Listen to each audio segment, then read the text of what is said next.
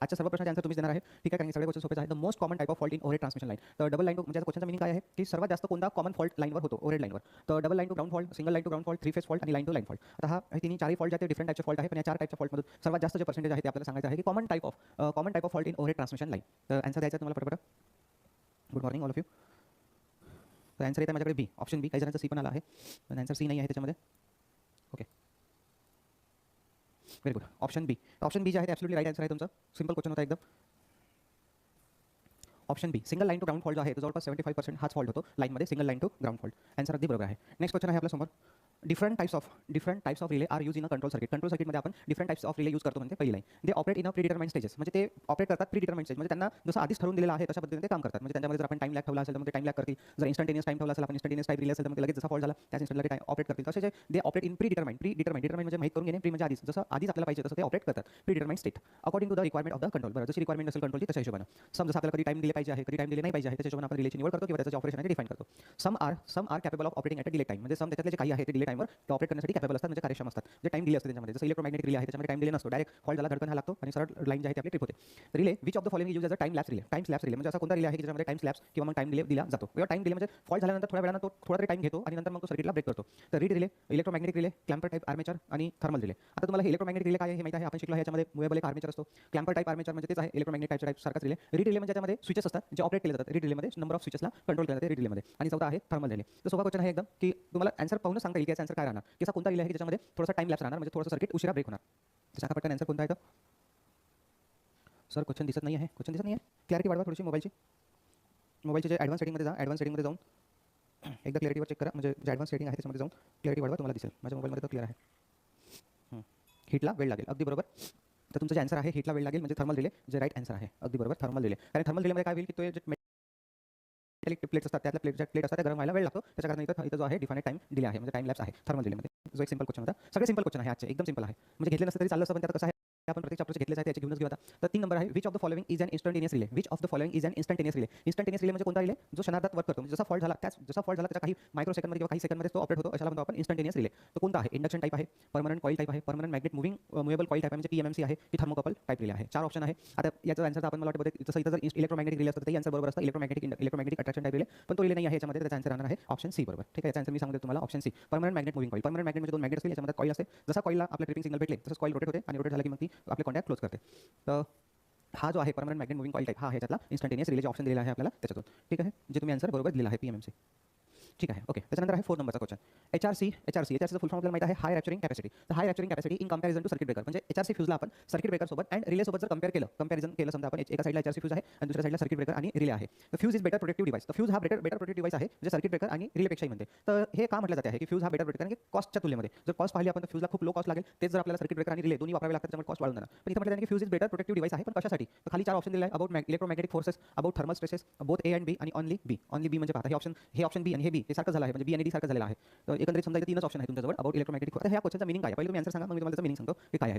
की सरळ मीनिंग सांगितलं मी तुम्हाला मराठीमध्ये की एचआरसी फ्यूजला जर आपण सर्किट ब्रेकर आणि रिलेमध्ये तुलना केली तर एचआरसी फ्यूज हा बेस्ट आहे. तो एचआरसी नाही लिहिला नाही, पण फ्यूज लिहिला म्हणजे HRC fuse is better device for. तर बेटर डिवाइस आहे. तर याच्यापैकी कोणत्या प्रोटेक्शनसाठी असं त्यांनी आपल्याला विचारलेलं आहे. तर त्याबरोबर आन्सर 4 नंबरच्या क्वेश्चनचा तुम्ही आन्सर दिलेला आहे. काही जणांनी डी आन्सर दिलेला आहे, काही जणांनी सी आन्सर दिलेला आहे. ओके, त्याचा आन्सर आहे राईट सी नंबरचं. त्याचा आन्सर सी कसं बरोबर आहे पहा, both A and be about electromagnetic forces. म्हणजे समजा एखादी मोटर असेल तर त्या मोटरमध्ये कसं आहे, टॉर्क बदलला म्हणजे लोड वाढला तर टॉर्क वाढते, टॉर्क वाढला तर इलेक्ट्रोमॅग्नेटिक फोर्स बदलतो. म्हणजे इलेक्ट्रोमॅग्नेटिक फोर्स ते थोडंसं काय केलं इनडायरेक्टली आन्सर दिला आहे. इलेक्ट्रोमॅग्नेटिक फोर्समध्ये जर बदल झाला तरी फ्यूज मेल्ट होतो, म्हणजे फ्यूज ॲक्टिवेट होतो, म्हणजे मोटर जर ओव्हरलोड झाली असेल किंवा अजून काही कॉईलमध्ये शॉर्ट सर्किट झाला असेल तर. आणि अबाउट थर्मल स्ट्रेसेस म्हणजे जर थोडंसं जरी वायरमध्ये उष्णता वाढली तर वायर लगेच मेल्ट होते, तर त्याच्यापासून तो प्रोटेक्शन करते. तर म्हणून मग हे सुद्धा म्हणजे यांनी ऑप्शन दिलेला आहे पुस्तकामध्ये बोथ, जे बोथच बरोबर आहे. ठीक आहे, ऑप्शन सी नंबरचं बरोबर. त्याच्यानंतर आहे नेक्स्ट क्वेश्चन आपल्यासमोर. In a circuit breaker arc is produce by the following process. तर जी सर्किट ब्रेकरमध्ये जी आर्क तयार होते तुम्हाला माहिती आहे, दोन कॉन्टॅक्ट असतात, फिक्स कॉन्टॅक्ट आणि मुवेबल कॉन्टॅक्ट, यांच्यामध्ये आर्क तयार होते. जेव्हा हे कॉन्टॅक्ट क्लोज होतात किंवा ओपन होतात, असं नाही की क्लोज होतील तेव्हाच किंवा ओपन होतील तेव्हाच. जेव्हा ही कॉन्टॅक्ट ओपन होतात किंवा क्लोज होतात, जे सर्किट ब्रेकरच्या आतमधले कॉन्टॅक्ट असतात, तर ओपन किंवा क्लोज होत असताना त्याच्यामध्ये जे आर्क तयार होते कशी तयार होते, produce by arc is produce by the following process. कोणत्या प्रोसेसने आर्क प्रोड्यूस होते. रिजनल इमिशन म्हणजे प्रादेशिक उत्सर्जन असं म्हटलेलं आहे. रिजनल इमिशन म्हणजे इलेक्ट्रॉनचं इमिशन, म्हणजे इलेक्ट्रॉन इमिट होतात आणि त्याच्यामुळे आर्क तयार होते. थर्मल इमिशन उष्णतेमुळे आर्क तयार होते, की चेंजेसमुळे, की बाय ऑल. त्यांनी बाय ऑल म्हणजे ऑल ऑफ द अबव यांनी असं दिलेलं आहे. ऑप्शन वेगवेगळे दिले यांनी. त्यांचं सांगायचं तुम्हाला पटपट. सर तुम्ही ना थेरी खूपच छान शिकवता, तुम्हाला केमिस्ट्री पण जमते का. नाही बाबा, केमिस्ट्री हा माझा दुश्मन आहे आधीपासून. मला केमिस्ट्री काही जमत नाही. केमिस्ट्रीमध्ये आपण फेल आहे.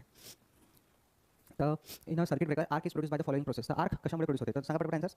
काही जणांचे आन्सर येऊन आलेला आहे इथं डी 5 नंबरचा, मोठ्या संख्येमध्ये डी येऊन आलेला आहे. ठीक आहे. तर आता इथे जे आन्सर आहे ते आहे ऑप्शन सी नंबरचं, बरोबर. डी नाही आहे, ऑप्शन सी चेंजेस. आता यांनी पुस्तकामध्ये फक्त चेंजेस म्हटलेलं आहे, पण हा चेंज कोणता आहे तर हा आहे change in load. Changes in load इथे लिहितो आहे पूर्ण डिटेलमध्ये ऑप्शन चेंजेस. इथं फक्त यांनी चेंजेस लिहिला आहे. तर चेंजेस इन लोड, लोडमध्ये जे चेंजेस होतात त्याच्यामुळे ॲक्च्युअली ही आर्क प्रोड्यूस होते. तुम्हाला माहिती आहे की तुम्ही घरामध्ये साधी बटन जरी दाबता एखाद्या वेळेस तर तुम्हाला तिथं स्पार्क दिसते, कारण की त्याच्यावर लोड असतो. जाऊ दे, तुम्ही समजा आता कधी वायरचे कनेक्शन मारले असेल चालू लाईनमध्ये वायरचे कनेक्शन फेज जर लावला असेल तर तिथं स्पार्क तयार होते. का बरं? कारण की त्या लोडवर जर लोड कनेक्ट असेल ना त्याच्यावर समजा पूर्ण घर आहे आणि घराचे कनेक्शन आपण वरतं जे अँगल असते आपल्या घराच्या वरती, तिथं जर आपण एमएसबीच्या वायरला आपल्या घरच्या वायरचा फेज जर कनेक्ट करत असेल, घरातलं सगळं लोड जर चालू असेल तर लगेच स्पार्क येते तिथं. कारण की लोड जर कनेक्ट असेल तर लोडमध्ये चेंजेस येतो. अचानक इलेक्ट्रॉन जे आहे ते एकाच वेळेस जम्प करतात आणि एकाच वेळेस इलेक्ट्रॉन जम्प केल्यामुळे त्यांच्यामध्ये फ्रिक्शन होते आणि फ्रिक्शन झाली की त्यांच्यामध्ये आर्क तयार होते. ते जर तुम्ही घरातलं पूर्ण लोड बंद केलं आणि मग फेजला फेज जॉइन केला तर स्पार्क तयार होत नाही, कारण की तेव्हा तिथे काही लोडमध्ये चेंजेस होत नाही. त्याच्यामुळे इथे आन्सर आहे चेंजेस. तर ते ॲक्च्युअली चेंजेस कशामधले तर चेंजेस इन लोड, म्हणून मग इथे आन्सर पाहिजे आपलं changes. All of the above नाही.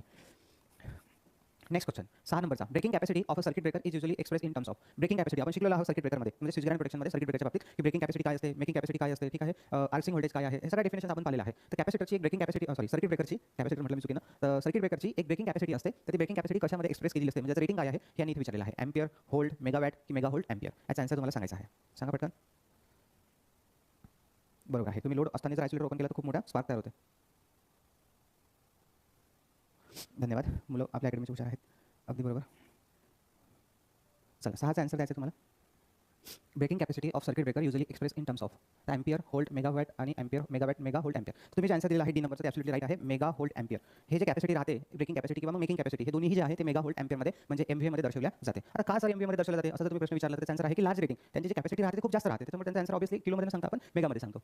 7 नंबरचा question. When a fuse is rated 8 ampere. When a fuse is rated 8 ampere. एक फ्यूज आहे ज्याचं रेटिंग आहे 8 एम्पियर. इट मीन्स तर फ्यूजचं रेटिंग 8 एम्पियर आहे याचा अर्थ काय. बस एवढा सिंपल क्वेश्चन आपल्याला पेपरमध्ये विचारलेला आहे. असे क्वेश्चन जर आपल्याला आले तर चांदी. पण विषय असा आहे की एवढे सोपे क्वेश्चन पेपरमध्ये आले नाही पाहिजे, कारण एवढे सोपे क्वेश्चन पेपरमध्ये आले तर मग सगळ्याला त्याचे मार्क भेटतात. तर थोडासा पेपर कठीण पण पाहिजे, एकदम कठीण नाही पाहिजे पण थोडासा कठीण नाही पाहिजे, नाही तर मग गॅस फायदा झाला पाहिजे आपला. पेपर सोपा आला तर मग सगळे जास्त मार्क होतील, मग कट वाढून जातो अशा केसमध्ये. तर प्रश्न option number A. It will not work if current is less than 8 ampere. 8 एम्पियरचा फ्यूज आहे याचा अर्थ म्हणतो की तो 8 एम्पियरपेक्षा कमी करंटवर वर्क करणार नाही. It will not work if current is less than 8 ampere. 8 एम्पियरपेक्षा करंट कमी जर असेल तर वर्क करणार नाही, जे ऑप्शन चुकीचा आहे. It has a resistance of 8 ohm. जे दुसरा ऑप्शन बरोबर चुकीचा आहे, त्यात काही तथ्य नाही आहे. त्या 8 एम्पियरचा आणि त्या 8 ओहमचा काही संबंध नाही दूरपर्यंत. It will work only if current is 8 ampere. तिसरा ऑप्शन म्हणते की करंट जर 8 एम्पियर असेल तर तो वर्क करणार, तेही बरोबर नाही आहे. It will melt if current exceed 8 ampere. आता तुम्हाला हे चारही ऑप्शन वाचल्याबरोबर पटकन कळलं असेल. एकदम सिंपल क्वेश्चन आहे, थिओरिटिकल क्वेश्चन आहे, ज्याचा आन्सर मला वाटतं की कोण चुकवावं नाही. तरी मला वाटतं एका आन्सर दिलाच आहे ए. तर एकदा फोकस करा आन्सरकडे आणि बरोबर सांगा एकदा. राईट. तर तुम्ही जे आन्सर दिला आहे सगळ्यांनी, ज्याचा आन्सर डी देऊन आलेला आहे ते अगदी बरोबर आहे. It will melt if current exceed 8 ampere. म्हणजे जर 8 एम्पियरपेक्षा 8 एम्पियर रेटिंगचा फ्यूज आहे ना, सपोज हा फ्यूज आहे आणि याच्यावर 8 एम्पियर लिहिला आहे, याचा अर्थ की हा सेफली 8 एम्पियर पर्यंत करंट वाहून नेतो. जसा 8 एम्पियरपेक्षा जास्त करंट जाणार तसं हा फ्यूज मेल्ट होऊन जाणार. म्हणून मग पण 8 एम्पियरपेक्षा जास्त, तर it will melt if current exceed म्हणजे त्यापेक्षा जास्त. जर 8 एम्पियरपेक्षा करंट जास्त झाला तर फ्यूज जो आहे तो मेल्ट होणार. नेक्स्ट क्वेश्चन 8 नंबरचा. The reason over line of fuse not blowing under condition of short circuit is. म्हणजे शॉर्ट सर्किट झाला आहे पण तरी सुद्धा फ्यूज जो आहे तो तुटला नाही. Blowing without fuse not blowing. Fuse not blowing म्हणजे फ्यूज तार तुटली नाही आहे. कधी कंडिशन ऑफ शॉर्ट सर्किट झाल्यावर सुद्धा फ्यूज तार तुटली नाही आहे. याचं कारण काय असू शकते. याचं कारण आहे चुकीचं तुम्ही तार टाकली असेल त्याच्यामध्ये, चुकीचं फ्यूज रेटिंग तुम्ही निवडलं असेल. सिंपल आन्सर आहे. तर आपण ऑप्शन वाचवायचं काय आहे तर it's low fuse rating. Fuse rating हे कमी असेल, हे तर बरोबर नाही आहे. It's too high fuse rating. Fuse rating हे खूप जास्त असेल. इट्स मीडियम फ्यूज रेटिंग आणि नन ऑफ दिस. त्याच्यातले 4 ऑप्शन पैकी तुम्हाला एक ऑप्शन सांगायचं. सिंपल क्वेश्चन आहे, मी जर सांगतो म्हणजे पटपट. ओके. जे आपल्या नोट्समध्ये एमसीक्यू आहेत, जे आर के राजपूतमध्ये मी तुम्हाला वाचायला सांगितलेलं आहे, जे यूपीपीसीएलमध्ये एमसीक्यू तुम्हाला वाचायला सांगितलेलं आहे, ते सगळे ट्रान्समिशनला उद्देशून सांगितलेलं आहे. की जे ट्रान्समिशनचा जो पेपर होतो आपला बेसिक टू हाय लेवल पूर्ण त्याच्यामध्ये तुम्हाला भेटून जाईल. तर याच्यात आन्सर सांगितलं तुम्ही ऑप्शन बी, जे अगदी बरोबर आहे. सिंपल की जेव्हा फ्यूज रेटिंग जे आहे ते खूप जास्त असेल, म्हणजे तुम्ही खूप मोठी तार त्याच्यामध्ये टाकून ठेवली असेल तर तो फ्यूज वितळणार कसा, त्याच्यामुळे ते जे आन्सर आहे ऑप्शन बी बरोबर आहे.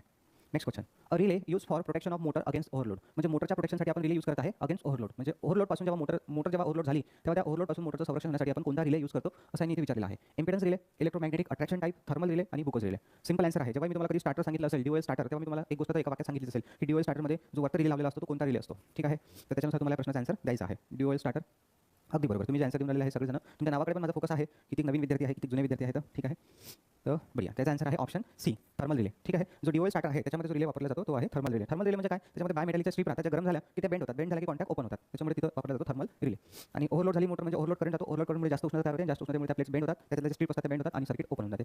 10 नंबरचा क्वेश्चन आहे. The basic function of a circuit breaker is to. Circuit ब्रेकरचं बेसिक फंक्शन काय आहे हे विचारलेलं आपल्याला. Basic function extinguish the arc, आर्कला विझवणे, आयोनाइज द सराउंडिंग एअर, आजूबाजूच्या हवेला आयोनाइज करणे म्हणजे हवेला चार्ज करणे, transmit voltage by arcing, arcing म्हणजे मधात दोन जे कॉन्टॅक्ट असतात त्याच्यामधून जे आर्क तयार होते त्या आर्क मार्फत व्होल्टेजला ट्रान्समिट करणे आणि प्रोड्यूस द आर्क, आर्कला तयार करणे. तसे इथे 4 ऑप्शन्स आपल्याला दिलेले आहे आणि या 4 ऑप्शनपैकी एक आन्सर आपल्याला सिलेक्ट करायचा आहे. तर सांगा पटकन कोणता आन्सर सिलेक्ट बरोबर राहणार. तर the basic function of circuit breaker. Basic function त्यांनीच म्हटलेलं आहे की बेसिक फंक्शन काय आहे. आपल्याकडे लाईन बंद करण्यासाठी आयसोलेटर पण आहे आणि सर्किट ब्रेकर पण आहे. मग तरी सुद्धा आपण सर्किट ब्रेकरलाच ऑपरेट करतो आधी आणि मग आयसोलेटरला ऑपरेट करतो. याचं रिझन काय आहे तुम्हाला माहिती आहे की आयसोलेटरमध्ये आर्क विझवण्यासाठी कोणताही माध्यम नाही आहे आणि ते सर्किट ब्रेकर जर म्हटलं तर सर्किट ब्रेकरमध्ये आर्क विझवण्यासाठी माध्यम आहे. तर तुम्ही सगळ्यांनी आन्सर अगदी बरोबर दिलेला आहे ऑप्शन ए.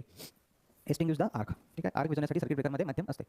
11 नंबरचा क्वेश्चन आहे SF6 sulphur hexafluoride vacuum oil and air are the medium use in. हे जे मीडियम आहे, गॅस आहे, SF6 व्हॅक्यूम आहे, ऑइल आहे, एअर आहे, हे कशामध्ये यूज केलं जाते? सर्किट ब्रेकर, रिलेमध्ये, सिटीमध्ये, पीटीमध्ये. सिंपल क्वेश्चन आहे. पटपट आन्सर द्या, पटपट आपण समजू. अगदी बढिया, सगळ्यांचा आन्सर अगदी बरोबर येऊन आलेला आहे.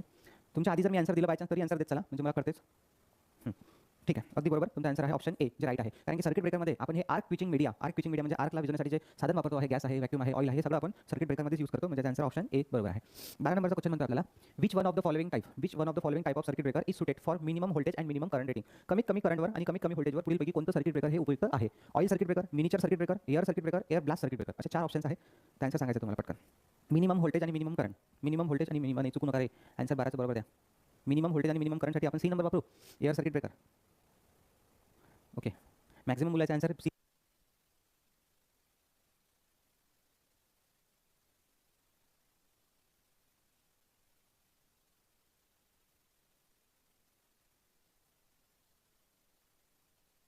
ओके, तर सांगून गेलं होतं ना, सेल डिस्चार्ज झाले होते. तर लक्ष द्या, याचा आन्सर आहे ऑप्शन बी बरोबर, not option C. Miniature circuit breaker आपण आपल्या घरामध्ये MCB वापरतो आहे, तर तीच आहे ही MCB मिनिचर सर्किट ब्रेकर, जे आपण मिनिमम व्होल्टेजवर आणि मिनिमम करंटवर यूज करतो. हे जे एअर सर्किट ब्रेकर आहे, हे AB स्विच आहे. जर तुम्ही पाहिले असेल तर DP मध्ये आपण वापरतो, तर ते हाय व्होल्टेजवर वापरले जातात, कारण ते ओपन एअरमध्ये असतात. जनरली आर्क जर तयारी झाली तर लवकर हवेमुळे विझून जाते. पण घरामध्ये जर पाहिलं आपण फ्यूजच्या जागी आजकाल MCB वापरतो. त्याचं रिझन आहे कमी व्होल्टेज कमी करंटवरती आपल्याला विथ चांगले प्रोटेक्शन देते. तर 13 नंबरचा क्वेश्चन आहे lighting arrester are use in transmission line for. तर ट्रान्समिशन लाईनवर जे लाइटिंग अरेस्टर वापरले जातात ते कशासाठी वापरले जातात? खूपच कठीण क्वेश्चन आहे हा, आणि याचा खूपच कठीण आन्सर राहणार. Safety of line, safety of transformer, both of this and none of this. अशा कठीण प्रश्नाचा आन्सर मला तर माहिती नाही, तुम्हीच द्या आन्सर काय आहे. तर ठीक आहे, खूपच कठीण क्वेश्चन आहे बाबा. Answer option A, option C, option B.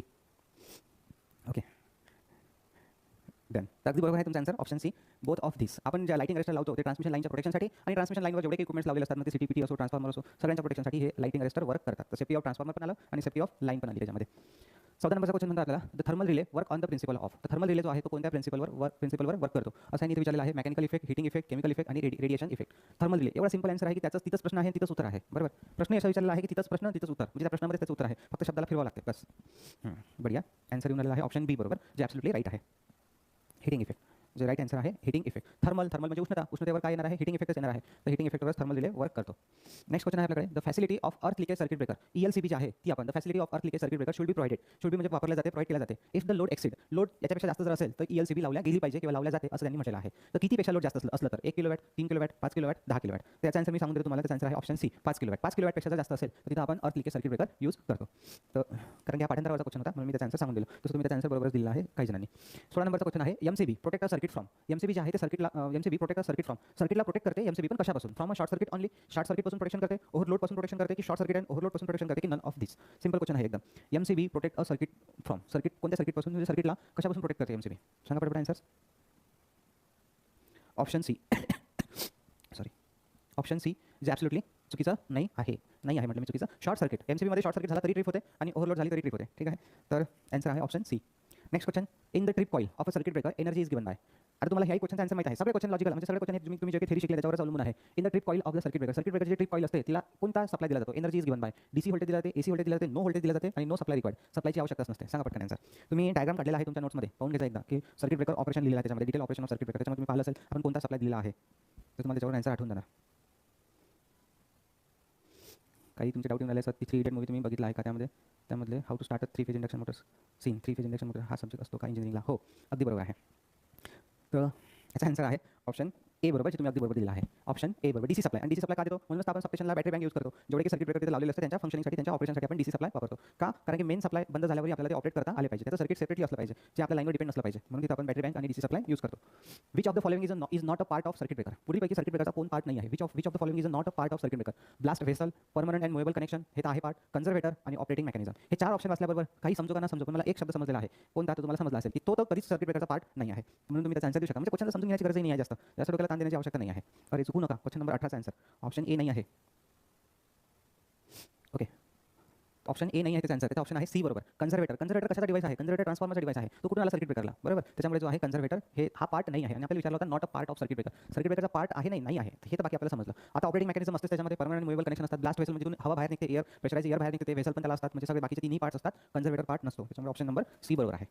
Next question आहे 19 नंबरचा. Which of the following is not a property of switch gear? Not a property of switch gear. Switch गिअरची आपण प्रॉपर्टी शिकलो होतो. आठवत असेल तर स्पीड आहे, सिलेक्टिव्हिटी आहे, सेन्सिटिव्हिटी आहे, बरोबर. सिलेक्टिव्हिटी आहे, असे काही आपण हे गुणधर्म शिकलेलो आहोत. तर which of the following is not property of switch gear? Switch गिअरची प्रॉपर्टी नाही आहे. Total durability, fast access, provision for components आणि प्रोव्हिजन फॉर सेल्फ कंट्रोल. सांगा पटकन आन्सर काय आहे तर.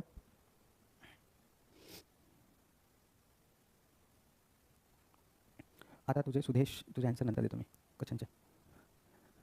आपण पहिले क्वेश्चन पाहून घेऊ. Which of the following is not a property of switch gear? Switch गिअरमध्ये कोणती प्रॉपर्टी नसते? त्याचा आन्सर त्याकडे बरं. आन्सर येऊन आलेला आहे. कोणाचा आन्सर नाही आलेला आहे. बरं, मी या क्वेश्चन आन्सर मी स्वतः देऊन देतो. या क्वेश्चन आन्सर आहे डी नंबरचा. Provision for self control. Switch गिअरमध्ये स्वतःला कंट्रोल करण्यासाठी कोणताही प्रोव्हिजन केलेलं नसते. बाकी त्याच्यामध्ये ड्युरेबिलिटी असली पाहिजे, टिकाऊपणा असला पाहिजे, फास्ट ॲक्शन असली पाहिजे, लवकर फॉल्ट ओपन झाला पाहिजे, फॉल्ट झाला लाईन ओपन झाली पाहिजे, प्रोव्हिजन ऑफ कंपोनंट, आजूबाजूच्या कंपोनंटला अरेंज करण्यासाठी त्याच्यामध्ये प्रोव्हिजन केली असते, मूव्हिंग कॉन्टॅक्ट, फिक्स कॉन्टॅक्ट वगैरे. ते सगळे त्याचे प्रॉपर्टी आहे, पण ही प्रॉपर्टी नाही आहे सेल्फ कंट्रोलची. त्याच्यामुळे आन्सर आहे डी नंबर. नेक्स्ट क्वेश्चन आहे एमसीसीबी इज. त्यांनी फुल फॉर्म विचारलेला आहे. Moulded case circuit breaker, main case circuit breaker, main control circuit breaker, main current circuit breaker. सांगा पटकन. सोपा क्वेश्चन आहे एकदम, ज्याचा आपल्याला फक्त जस्ट फुल फॉर्म माहिती पाहिजे. एमसीसीबीचा ऑप्शन कोणतं बरोबर आहे? 20 ए. व्हेरी गुड, राईट, अगदी बरोबर आहे. Option A moulded case circuit breaker. Option A moulded case circuit breaker जे ॲब्सोल्युटली राईट आन्सर आहे. नेक्स्ट क्वेश्चन 21 नंबरचा. अर्थ leakage circuit breaker work on the basis of. जे अर्थ लिकेज सर्किट ब्रेकर आहे ते कशावर वर्क करते? Residual current. आता हा आपल्याला सोबतमध्ये पाहायला भेटते ELCB वगैरे. मी पण तुम्हाला सांगितलेलं आहे थेरीमध्ये, कुठेतरी सांगितलेलं आहे मला आठवते. ELCB एक गोल कॉईल असते, मग फेज मग एक न्यूट्रल असतो, मग त्याच्यामध्ये एक ट्रिप स्विच पण असते. Residual current, short circuit current, overload current, neutral current. ठीक आहे. अर्थ लिकेज सर्किट ब्रेकर. अर्थ लिकेज सर्किट ब्रेकरला RCCB पण म्हणतात. काही म्हणजे RCCB पण फेमस नावाने त्याला ओळखले जाते, रेसिड्युअल करंट सर्किट ब्रेकर. तर सांगा पटकन 21चा आन्सर. ओके, 21चा आता इथे थोडंसं वाद चालू आहे. काही जणांचा आन्सर आलेला आहे डी आणि काही जणांचा आन्सर आहे ए. तर दोन्ही पार्टीमध्ये आन्सर बरोबर, म्हणजे दोन्ही आन्सर बरोबरला येऊन आलेला आहे. रेसिड्युअल करंट आणि न्यूट्रल करंट, पण त्याला प्रायोरिटी द्यावी लागेल आपल्याला रेसिड्युअल करंटलाच. शिल्लकीय करंट. आता हे कसं, आता मी तर वर्किंग समजून नाही सांगणार तुम्हाला RCCBचं, जे ऑलरेडी आपण डिस्कस केलेला आहे. पण हा जो ELCB आहे, ELCB हा बेसिकली रेसिड्युअल करंटवर वर्क करतो. आणि हा रेसिड्युअल करंट ॲक्च्युअली न्यूट्रल वायरमधून फ्लो होतो, म्हणून काही जणांनी याचा आन्सर न्यूट्रल वायर सांगितलेला आहे, पण तुम्ही त्याला प्रायोरिटी रेसिड्युअल करंटला द्यायची. 22 नंबरचा क्वेश्चन आहे. Which of the following is not a type of the contactor for circuit breaker? Circuit ब्रेकरमध्ये नॉट अ टाइप ऑफ कॉन्टॅक्टरचा प्रकार नाही आहे असं इथे विचारलेला आहे. Not a type of contactor for circuit breaker. Electromagnetic, electropneumatic म्हणजे JCBला कसं असते तो आर्म प्युमॅटिकवाला तो. तर प्युमॅटिक आणि त्याच्यानंतर आहे व्हॅक्यूम. त्याचा आन्सर मी सांगून देतो तुम्हाला. त्याचा आन्सर आहे डी नंबरचा व्हॅक्यूम. व्हॅक्यूम जो आहे हा कॉन्टॅक्टरचा प्रकार नाही आहे, बाकी सगळे कॉन्टॅक्टरचे प्रकार असतात. त्याच्यामुळे ऑप्शन डी आहे त्याचा आन्सर. 23 नंबरचा question. The lighting arrester generally install. Lighting arrester कुठे इन्स्टॉल केले जातात? At the top of the building, बिल्डिंगच्या टॉपला, at the top of the bottom of the building, बिल्डिंगच्या खाली, in the centre of the building, बिल्डिंगच्या मधात, आणि अवे फ्रॉम द बिल्डिंग, बिल्डिंगपासून दूर, इमारतीपासून दूर. सिंपल क्वेश्चन आहे एकदम. लाइटिंग अरेस्टर आहे जो लाइटिंग स्ट्रोकपासून बचाव करतो. त्याचा आन्सर तुम्ही एकदम धुमधडाक्यात देऊन आलेला आहे. ऑप्शन ए जे ॲब्सोल्युटली बरोबर आहे. नाही म्हणत नाही मी, आहेच. At the top of the building, बिल्डिंगच्या सगळ्यात वर जो आहे तो आपण लाइटिंग अरेस्टर लावतो. नेक्स्ट क्वेश्चन म्हणजे आपला 24 नंबरचा. Circuit breaker normally operates when. Circuit breaker केव्हा ऑपरेट होते? Circuit breaker normally operate when the power is to be supplied. Power जेव्हा पाठवलं जाते तेव्हा तो ऑपरेट होतो. When the line is to be tested. जेव्हा लाईनची टेस्ट करायची असते तेव्हा. When the switch to be put on म्हणजे स्विचला ऑन करायचं असेल तेव्हा. आणि whenever fault occur in the line, जेव्हा लाईनमध्ये फॉल्ट होतो. तर सर्किट ब्रेकर नॉर्मली ऑपरेट केव्हा होतो? Circuit breaker normally operate. Circuit ब्रेकरमध्ये ऑटोमॅटिक कट ऑफ सिस्टम आहे, म्हणजे फॉल्ट झाला तर तो सर्किट ब्रेकर आहे तो लाईनला ट्रिप करून टाकतो. त्याच्यामुळे आन्सर राहणार ऑप्शन डी जे अगदी बरोबर आहे. तुम्ही अगदी बरोबर दिला, काही जणांनी चुकीचं दिलं आहे, काही जणांनी ए मार्क केलं, पण त्याचा आन्सर आहे D. Wien ever fault occur in the line, जेव्हा ही लाईनमध्ये फॉल्ट होईल तेव्हा सर्किट ब्रेकर लाईनला ट्रिप करून टाकेल. Next question 25 number. In the operation of earth leakage circuit breaker. In the operation of earth leakage circuit breaker म्हणजे परत ELCB वर क्वेश्चन आहे. When unit is join to supply, म्हणजे जो युनिट असते ELCB तो सप्लाय सोबत जॉईंट आहे, म्हणजे सप्लाय सोबत लाईनशी जोडलेला आहे. And test device is press then the breaker. त्या ELCBला एक बटन असते टेस्ट म्हणून. हे जे आहे हे ELCB आहे, अर्थ लिकेज सर्किट ब्रेकर, याला एक बटन असते टेस्ट बटन. याला इथं नाव पण लिहिलं असते टेस्ट. तर हे जे टेस्ट बटन आहे हे कशासाठी दिलेलं असते? आणि यांनी काय म्हटलेलं आहे? Test device is press then the breaker. हे टेस्ट डिवाइस जर आपण दाबलं तर काय होते? ओपन होते, क्लोजेस होते, ओपन और क्लोजेस होते, open and closes simultaneously. Open होते आणि क्लोज होते सायमल्टेनियसली. याचा आन्सर द्यायचा तुम्हाला. जर कधी तुम्ही ELCBला पाहिला असेल तर. आता इथं कन्फ्युजिंग थोडंसं आन्सर जे आहे ते कन्फ्युजिंग पण आहे, म्हणजे कन्फ्युजिंग करते, पण कन्फ्युजन तुम्ही दूर करून टाकेल. ओके, बढिया. आता काही पोरांचे आन्सर आहे 25 नंबरचं ते ऑप्शन ए देऊन आलेलं आहे, जे मला माहिती आहे की तुम्ही जे आन्सर देऊन आलेलं आहे ए ते तुमचा आन्सर बरोबर आहे, पण एका पॉईंट येऊन चुकीचं पण आहे. आता कसं काय ते पाहू आपण बाकीचं. चला, आता काही जण ऑप्शन सी पण देऊन आलेला आहे आणि काही जण ऑप्शन बी पण देऊन आलेला आहे. तर तुम्ही जे आन्सर दिला काही सगळ्यात पहिले ए जणांनी, त्यांचा आन्सर बरोबरच आहे. जेव्हा टेस्ट बटन दाबतो आपण तेव्हा लाईन ओपन होऊन जाते, बरोबर. लाईन ओपन होऊन जाते. ॲक्च्युअली याने लाईन ओपन होते, लाईन बद्दल नाही म्हटलेलं आहे, ब्रेकर बद्दल म्हटलेलं आहे. तर जो ब्रेकर चालू असतो तो बंद होऊन जातो असं सांगायचं आहे. म्हणजे जो ब्रेकर चालू असतो तो बंद होतो. ब्रेकर बंद झाला तो ELCB बंद झाला की लाईन ओपन होते, म्हणून आन्सर सांगायचा बी नंबर क्लोजेस. तुम्ही जे सांगितलं ते लाईनला उद्देशून सांगितलं, तर थोडासा ट्रिकी आन्सर आहे याचं. ओके, इथं कन्फ्युजन होते आपल्याला. ते मला पण झालं होतं जेव्हा मी फर्स्ट टाइम हा क्वेश्चन वाचला, तेव्हा मी पण याचा आन्सर ओपन सिलेक्ट केलं होतं, पण नंतर माझ्या लक्षात आलं की नाही, हा देन द ब्रेकर बद्दल बोलतो आहे. ब्रेकर क्लोज होते म्हणजे ब्रेकर बंद होते तर लाईन ओपन होते, म्हणजे लाईन बंद पडते आपली, लाईन ओपन होते. त्याचा आन्सर तुम्हाला बी सांगायचा आहे, ए नाही सांगायचं. तसं तुम्ही ए जे सांगितलेलं आहे ते बरोबर आहे. तर नेक्स्ट क्वेश्चन करायचो आपण. 26 नंबरचा question. AC the chattering fault of the relay can be corrected by using. Chattering म्हणजे नॉईस, एक रिलेमधून आवाज येतो. चॅटरिंग जसं ट्रान्समिशन लाईनपासून कसा आवाज येतो आपल्याला, तसंच इथून रिलेमधून सुद्धा आवाज येतो. चॅटरिंग साऊंड म्हणतात त्याला, chattering noise. The AC the chattering fault of the relay can be corrected by using. तर तो जो चॅटरिंग फॉल्ट आहे तो कशापासून दूर केला जातो, करेक्टेड यू शेप कोअरपासून, लॅमिनेटेड कोअरपासून, matching of movable and immovable magnetic parts, matching आणि मुएबल आणि इनमुएबल जे इनमुएबल पार्ट्स आहे त्याला मॅचिंग करून आणि शेडिंग कॉईल. त्याचा आन्सर मी सांगतो तुम्हाला, याचा आन्सर आहे ऑप्शन डी नंबर. हे आता आपण नाही पाहिलेलं आहे, जे नाही पाहिलं ते नाही पाहिलं. जे रिले असतं त्याच्या आतमध्ये शेडिंग कॉईल असते, ती जो आहे तो चॅटरिंग इफेक्टला नॉईसला कमी करते. तर याचा आन्सर आहे ऑप्शन डी बरोबर. कोणी कोणी आन्सर दिलं त्याचं डी अगदी बरोबर आहे. तुम्ही आन्सर दिलं आहे डी बरोबर आहे. तर इथं आपण टोटल 26 क्वेश्चन पाहिलेले आहे. 26 क्वेश्चन होते, काही जास्त वेळ नाही लागला आपल्याला अर्ध्या तासाच्या बदले. तर फर्स्ट क्वेश्चन आपल्या समोर आहे, त्याला आपण रीड करू. With which of the following circuit breaker must be equip for remote operation.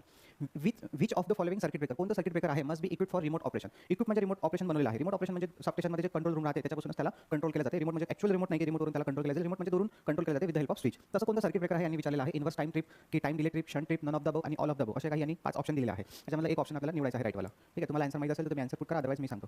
कारण की हे आन्सर आपल्याला पाठ करून ठेवावं लागेल, याच्यात एक्सप्लेनेशन काही नाही आहे. म्हणजे आज जे प्रश्न आहेत मोस्ट ऑफ द 50% क्वेश्चन हे तुम्हाला पाठ करून ठेवावं लागते. बाकी 50% क्वेश्चनमध्ये मी तुम्हाला कन्सेप्ट सांगणार काय काय आहे. ठीक आहे, तर व्हेरी गुड. तुमचा आन्सर आलेला आहे माझ्याकडे ऑप्शन सी, जे अगदी बरोबर आहे. तर हा जो एक शंट ट्रिप सर्किट ब्रेकर आहे हा रिमोट कंट्रोल म्हणून बनवला जातो असं या क्वेश्चनमध्ये सांगितलं आहे, जे मला पण याच क्वेश्चनमध्ये कळलं. ठीक आहे, अदरवाइज असं माझ्या वाचनातून कुठं आलं नाही, तर या क्वेश्चनमध्येच वाचनात आलं. तर ठीक आहे, जे बुकमध्ये आन्सर सांगितलं तेच आपण लक्षात ठेवायचं. Shunt trip circuit breaker to operation of remote operation. ठीक आहे, नेक्स्ट क्वेश्चनकडे जाऊ आपण, जे एकदम पाठ करून ठेवावं लागेल त्या क्वेश्चनला. पुढचा क्वेश्चन आहे आपल्याकडे, सर्किट ब्रेकर आर इसेन्शियली. तर सर्किट ब्रेकर जे आहे ते इसेन्शियली काय असतात, काय असले पाहिजे किंवा काय असले पाहिजे. सर्किट ब्रेकर लाईनला मेक अँड ब्रेक करण्याचं काम सर्किट ब्रेकरचं असते. जेव्हा फॉल्ट होतो तेव्हा ऑटोमॅटिक सर्किटला ब्रेक करते. दुसरी गोष्ट की त्याच्यामध्ये सर्किट ब्रेकरमध्ये आर क्विचिंग मीडिया असते, ऑइल आहे, SF6 गॅस आहे, एअर आहे, एअर ब्लास्ट आहे, अशा टाईपचा आर क्विचिंग मीडिया असतो. तर इथे खाली आपल्याला 5 ऑप्शन दिलेले आहे. Current carrying contacts called electrode, अगदी बरोबर आहे. यांच्यामध्ये करंट कॅरिंग कॉन्टॅक्ट असतात ज्यांना इलेक्ट्रॉड म्हणतात. आर्क एक्सटिंग्विशर्स, याच्यामध्ये आर्क एक्सटिंग्विशर असते, हे सुद्धा बरोबर आहे. Circuit to break the system, हे एक सर्किट आहे जे ब्रेक सिस्टमला ब्रेक करते, हे बरोबर आहे समजा. आणि transformers to isolate the two system. आता हे ट्रान्सफॉर्मर्स जे आहे हे तर इथं बरोबर नाही आहे. आणि खाली 5व्या नंबरचा ऑप्शन म्हणजे एनी ऑफ द अबव. आता एनी ऑफ द अबवसाठी हे चौथा पण पर्याय बरोबर पाहिजे होता. जो चौथा पर्याय टोटली चुकीचा आहे. हे ट्रान्सफॉर्मरचा काही कन्सेप्टच नाही याच्यामध्ये. Transformer to isolated two system, इथं फक्त आयसोलेटेड टू सिस्टम म्हटलं असतं तर answer any of the above झालं असतं. पण एक शब्द टाकून दिला त्याच्यामध्ये ट्रान्सफॉर्मर, त्याच्यामध्ये इथं पूर्ण बैकला आन्सर आपला. आता इथं तिन्ही ऑप्शन बरोबर आहे, ए, बी आणि सी. पण याच्यामध्ये आपल्याला प्रायोरिटी द्यावी लागेल. आणि जे प्रायोरिटी आहे ते आपण पुस्तकानुसार देणार. पुस्तकामध्ये याची प्रायोरिटी दिली आहे ते एला दिली आहे, current carrying contact called electrode. म्हणजे जे करंट कॅरिंग कॉन्टॅक्ट असतात सर्किट ब्रेकरमध्ये त्यांना इलेक्ट्रॉड म्हणतात. असं म्हणजे इसेन्शियल पार्ट काय आहे सर्किट ब्रेकरमध्ये. इसेन्शियल पार्ट समजा तो आहे आपले कॉन्टॅक्ट्स. तर त्यांनी तिथं ते प्रायोरिटी दिली आहे. बाकी त्याच्यामध्ये आर्क एक्सटिंग्विशर पण असतात. आणि आर्क एक्सटिंग्विशरमध्ये आता फक्त त्याचं सर्किट ब्रेकर आर्क विझवण्यासाठी वापरलं असंही नाही आहे. तर सर्किटचे जे कनेक्शन्स चालू किंवा बंद होतात त्याच्यासाठी आपण सर्किट ब्रेकरला यूज करतो. तो मेन पर्पज तो आहे. त्यानंतर सेकंडरी पर्पज आहे तयार झालेली आर्क विझवणे. म्हणून इथे आन्सर दिला आहे पुस्तकामध्ये ए, जे आपल्याला ए लक्षात ठेवायचं आहे. Current carrying contact called electrode. ठीक आहे, चलो तुम्ही दोनचा आन्सर ऑप्शन ई दिलेला आहे, तर ई नाही आहे तिथे, आन्सर आहे ए बरोबर. तर next question, the reflection coefficient at the open circuited end of a transmission line. आता इथे रिफ्लेक्शन कोइफिशियंट, आता हे आपल्या सिलेबसमध्ये नाही आहे. रिफ्लेक्शन कोइफिशियंट हा गामा या सिम्बॉलने दर्शवला जातो. बरोबर, हा असा सिम्बॉल असतो त्याचा आणि याला गामा म्हणतात. गामा जो आहे तो आहे रिफ्लेक्शन कोइफिशियंट. आता हा रिफ्लेक्शन कोइफिशियंट ॲक्च्युअली असतो काय, तर रिफ्लेक्शन कोइफिशियंट हा reflected wave, amplitude of reflected wave upon incident wave याचा एक रेशो असतो. तो रिफ्लेक्शन कोइफिशियंट मी एक सांगून देतो आहे, amplitude of reflection wave from upon incident wave. Actually काय असते, आता हा जो रिफ्लेक्शन कोइफिशियंट आहे गामा, हा तुम्हाला रेशो तर सांगितलंच मी, amplitude of reflection wave from upon incident. याचा वेव्ह काय, याचा अर्थ काय आहे. ॲक्च्युअली आपली ट्रान्समिशन लाईन कधी ओपन असते तर कधी तो नेहमी क्लोज असते. पण ट्रान्समिशन लाईन थेरॉटिकल जर पाहिली तर कधी ओपन असते, तर कधी क्लोज असते, तर कधी ती शॉर्ट सर्किट असते. अशा 3 केसेस आहे. Open transmission line TM, transmission line open, त्याच्यानंतर ट्रान्समिशन लाईन समजा क्लोज किंवा मग शॉर्ट सर्किट. पहिले सांगतो हे शॉर्ट सर्किट आणि तिसरी आहे ट्रान्समिशन लाईन क्लोज, म्हणजे लोडसोबत ती क्लोज असेल. या तिघांसाठी गामा सांगितला जातो. ठीक आहे, वेगवेगळा. तर तो त्यांनी इथे विचारलेला आहे. ॲक्च्युअली काय असते, आपली ट्रान्समिशन लाईन आहे ओपन आहे, तर त्याच्यामध्ये आपला व्होल्टेज आणि करंट फ्लो होते. तर व्होल्टेज आणि करंट फ्लो होते म्हणजे वेव्हफॉर्म्स फ्लो होतात. आता ह्या वेव्हफॉर्म जसं तुम्ही समुद्राला पाहिलं असेल, फॉर एक्झाम्पल समुद्राचं उदाहरण सांगतो मला, टाईडमध्ये समुद्रातल्या लाटा काय येतात, किनाऱ्याजवळ येतात आणि किनाऱ्याजवळ जर वाळू असेल तर त्या तशाच पसरत जातात. पण किनाऱ्याजवळ जर दगड असेल तर त्या दगडाला आदळतात आणि मग वापस जातात. बरोबर, दगडाला आदळतात आणि वापस जातात. तसं इथे असं आहे की जे आपले ट्रान्समिशन लाईन आहे त्याच्यातून जे वेव्हफॉर्म्स वाहतात तर ते कधी तिथे जाऊन खतम होतात, तर कधी ते रिफ्लेक्ट होतात. तर त्याच्यावरून तो रिफ्लेक्शन कोइफिशियंट ठरवला जातो. तर इथे आपल्याला जो रिफ्लेक्शन कोइफिशियंट आहे त्याचा मी तुम्हाला रेशो सांगितलेला आहे आणि त्याची आपल्याला व्हॅल्यू विचारलेली आहे. जसं ॲक्च्युअली इंजिनिअरिंगमधला आहे, पण तरी तुम्हाला एक्सप्लेन करून सांगतो आहे. तर जो आता रिफ्लेक्शन कोइफिशियंट आहे तो open circuit end of the transmission line त्यांनी विचारलेला. ओपन सर्किटसाठी जो रिफ्लेक्शन कोइफिशियंट असतो तो 1 असतो, शॉर्ट सर्किटसाठी तो -1 असतो आणि क्लोज सर्किटसाठी तो 0 असतो. ह्या व्हॅल्यूज तुम्हाला पाठ करून ठेवायच्या आहे, म्हणजे डायरेक्टली जर कधी क्वेश्चन विचारला तर तुम्ही त्याचा आन्सर सांगू शकता. ओपन असेल तर 1, शॉर्ट सर्किट असेल तर -1 आणि क्लोज असेल म्हणजे जेवढा लाईनचा इंपिडन्स असेल तेवढाच लोड इंपिडन्स असेल त्यासाठी तो 0 असतो. तर इथे आन्सर काय येणार मग 1. तर 1 म्हणजे युनिटी. तर इथे reflection coefficient at open circuited end of the transmission line, तर त्याचा आन्सर आहे 1. तुम्ही जास्त टेन्शन घेऊ नका, तुम्ही हे 3 गोष्टी ज्या आहेत ते पाठ करून ठेवा फक्त बस. तर थर्ड नंबरचा जो क्वेश्चन आहे त्याचा आन्सर आहे ऑप्शन सी. ठीक आहे, काही जणांनी दिलेला आहे सी, काही जणांनी नाही दिला, कारण की त्यांच्यासाठी ही नवीन गोष्ट होती. नेक्स्ट क्वेश्चन पाहिजे आपल्याला, what will be the reflection coefficient. अच्छा, याच्यामध्ये आता आपल्याला रिफ्लेक्शन कोइफिशियंट विचारलेला आहे of a wave of a load connected to transmission line if surge impedance of the line is equal to load. हे सर्ज इंपिडन्स म्हणजे लाईनचा इंपिडन्स, लॉसलेस इंपिडन्स म्हणजे सर्ज इंपिडन्स असतो, इक्वल टू लोड इंपिडन्स. तर आताच मी तुम्हाला सांगितलं की क्लोज असेल म्हणजे सर्ज इंपिडन्स आणि लोड इंपिडन्स हे जर इक्वल असेल तर त्या केसमध्ये जो रिफ्लेक्शन कोइफिशियंट असतो तो 0 असतो. म्हणजे ऑप्शन नंबर ए इथे बरोबर आहे. हा जो आकडा तुम्हाला दिसून आला आहे असा हा आहे गामा. ओके, तर गामाने दर्शवला जातो, त्याचा आन्सर आहे 0. नेक्स्ट क्वेश्चन आहे आपल्या समोर 5 नंबरचा. Series capacitors are use to. आता ट्रान्समिशन लाईन जे असते त्या ट्रान्समिशन लाईनच्या सिरीजमध्ये कॅपॅसिटर्स लावले जातात सबस्टेशनमध्ये. तर ते कॅपॅसिटर्स कशासाठी लावले जातात? आता हे तुम्हाला प्रत्येक ट्रान्समिशन लाईनमध्ये नाही भेटणार. हे जनरली तुम्हाला लॉंग ट्रान्समिशन लाईनमध्ये पाहायला भेटते जे 150-200 किलोमीटरच्या अबोव आहे. तर कशासाठी वापरले जातात? आता हे तुम्हाला याचा आन्सर मे बी माहिती असेल किंवा मी सांगणार जे तुम्हाला लक्षात ठेवायचं आहे. Compensate for line inductive reactance. Line inductive रिएक्टन्सला कम्पेन्सेट करणे म्हणजे कमी करण्यासाठी. Compensate for line capacitive reactance, improve the line voltage आणि नन ऑफ द अबोव. पटकन आन्सर तुम्हाला माहिती असेल तर चॅट बॉक्समध्ये पुट करा आन्सर, जे मी तुमचं पटकन चेक करतो आणि सांगतो की बरोबर आहे की नाही आहे. आणि होऊ शकते तुम्ही या क्वेश्चनचा याच्या अगोदर वाचला असेल तुम्हाला त्याचा आन्सर 5 नंबरचा आन्सर. ओके, तर 5 नंबरचा आन्सर काही मुलं देऊन आलेला आहे ऑप्शन ए आणि काही जण देऊन आलेला आहे ऑप्शन सी. त्याचा राईट आन्सर आहे ऑप्शन ए बरोबर. Option not C, option A. सगळ्यात महत्त्वाचा आणि इम्पॉर्टंट क्वेश्चन आहे हा जो आपल्याला विचारू शकते की सिरीज कॅपॅसिटर्स जे असतात, सिरीज कॅपॅसिटर्स म्हणजे ट्रान्समिशन लाईनच्या सिरीजमध्ये कॅपॅसिटर्स कशासाठी लावले जातात? ते compensate line inductive reactance, line inductive रिएक्टन्सला कमी करण्यासाठी हे सिरीज कॅपॅसिटर लावलेले असतात. ते इम्पॉर्टंट क्वेश्चन आहे, ठीक आहे, विचारू शकते. त्याचा आन्सर लक्षात ठेवून द्या. If the fault occur near the impedance relay.